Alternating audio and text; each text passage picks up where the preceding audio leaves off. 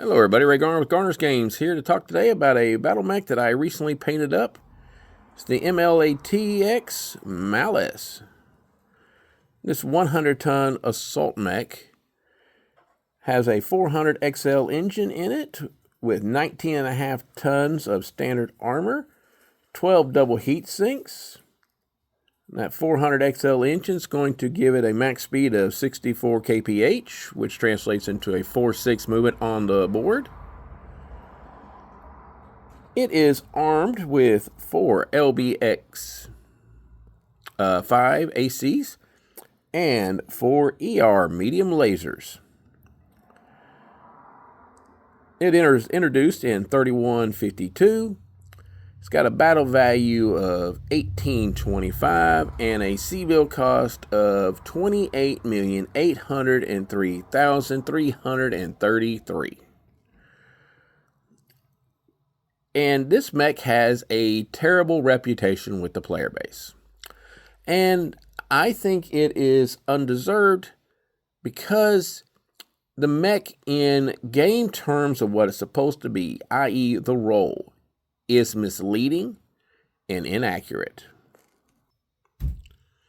And what I mean by is inaccurate is this mech's weaponry, meaning those 4 LB5Xs, it's a sniper mech. It is not a juggernaut, which what it's listed as. It's listed as a juggernaut mech, which means it should be able to just wade into combat and lay waste to everything with enough armor to take what anybody else is dishing out.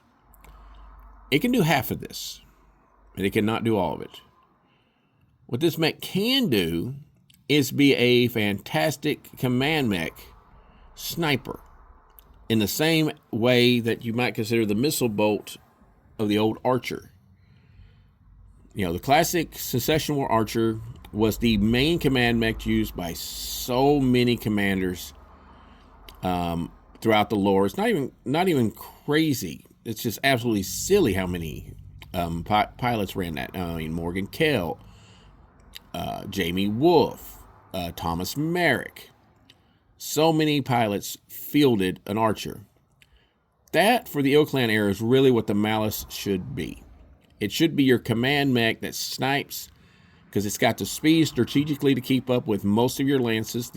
Even in the Ill-Clan era, the average speed of your bigger mechs is still not the 5.8, although it is getting closer. It's probably about 4.6 on average, without actually doing the hardcore math. But a 3.5 cannot keep up with that, and that is a problem for your command mech to basically, if you're actually using it on a strategic map, a lot of times like an Atlas or a Thunderhawk would not be there in the battle because it wouldn't be able to get there because it would fall behind. Or your command lance in its entirety would not be there because it would have to slow down to wait on the commander who is slugging along at like 50 kph. It's a problem. The Malice doesn't have that problem. It has the ability to get to the fight and get out of the fight if it needs to. Now, lore-wise, the big problem for the Malice is that it's listed as the go-to mech for mercenaries about the time of the HPG blackout. Which, if you think about it financially, that makes no sense. $28 million for a command mech is just a tremendous amount of money on a mercenary unit that's trying to rebuild after the great Swords to Plowshare peace era led by the Republic of the Inner Sphere. However, once the HPG network goes down, it actually starts making sense in lore. You're wanting a heavy, survivable mech that you can stick your commander in and that you can actually purchase. The Malice was primarily sold on Galatea, which is the mercenary star, which means while this may not be your favorite mech, this is the mech that was on the car lot when you went to try to pick up a mech. So when you had the cash in hand, this was the mech that was on hand. It is durable. 19.5 tons of armor is basically the max standard armor that you can put on a 100-ton mech. That puts it in a fantastic position to survive. The only real drawback is it doesn't have case, which means if you do take an ammo hit from the side, you're going to probably lose your torso, even underneath the new rules where you're taking 20 points of damage for your ammo explosion. You could survive it on a through critical because the through criticals will leave 1 point left. The internal structure on 100-ton mech is 21. So a through critical doing 20 points of damage, the torso is still there, which means the XL engine will possibly still be there, which means the commander can then retreat and get off the field and save the mech. And that's going to be crucial. This mech has a lot going for it if you play it as a sniper command mech. It does not have a lot going for it if you're going to lunge into the middle of battle and try to take on an Atlas or a Thunderhawk or something of that ilk. You know, heaven forbid it's a king crab. But even in the case of talking about a king crab, this mech does have 42 points of center torso armor on the front, which means it can take 2 AC-20s and still have 2 points of front armor. It's got 20 points of armor in the back, so it can actually take an AC-20 in the rear center torso and not take an internal hit.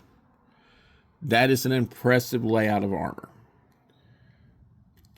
You know, its legs have 42, so it can take a couple of AC-20 shots to the legs without going internal. And it is a very durable mech that cannot put out the firepower of its weight class peers. This is basically, and I hate to use it to invoke this word, this is what a Jäger mech wishes it was.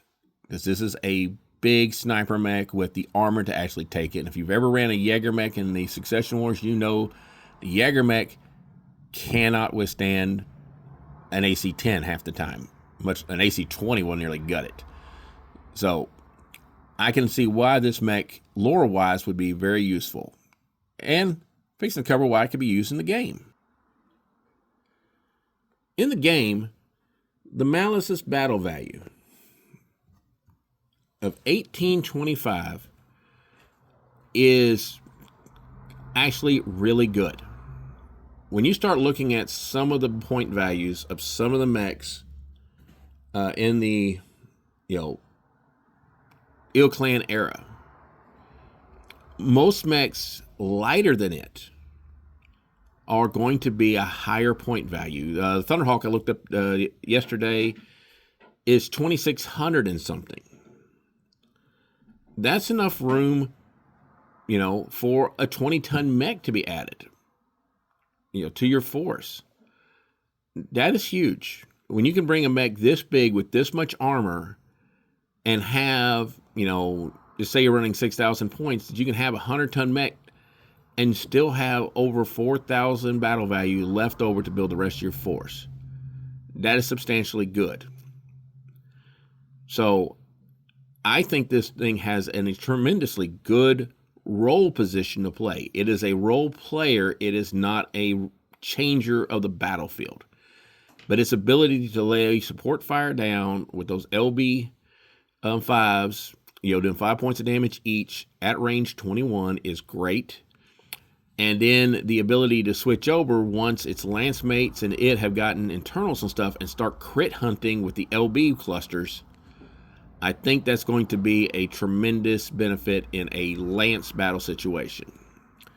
Against another mech that's only worth 1,800 and some change, a 2,000 point versus a 2,000 point, the sheer weight of the armor of this mech will probably give it the endurance it needs to take out most mechs that are under 2,000 battle value.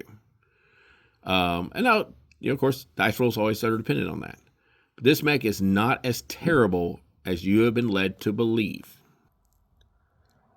So in conclusion, the Malice is an okay mech, not a terrible mech, if you play it in the role it's actually built to do, not what the book tells you it's built to do. As I mentioned with the Fireball was supposed to be a mech designed to hunt elementals. It was terrible at that job because it did not have the firepower to kill really one elemental, much less points or stars. However, its scout capabilities was crazy good because that's how the mech was actually built. This mech, listed as a juggernaut, is actually a sniper. It's actually a command mech. Use it as that, and you will be happy with it. Anyway, that's my thoughts on the Malice. It's okay. It's not garbage. It's not amazing. It's okay.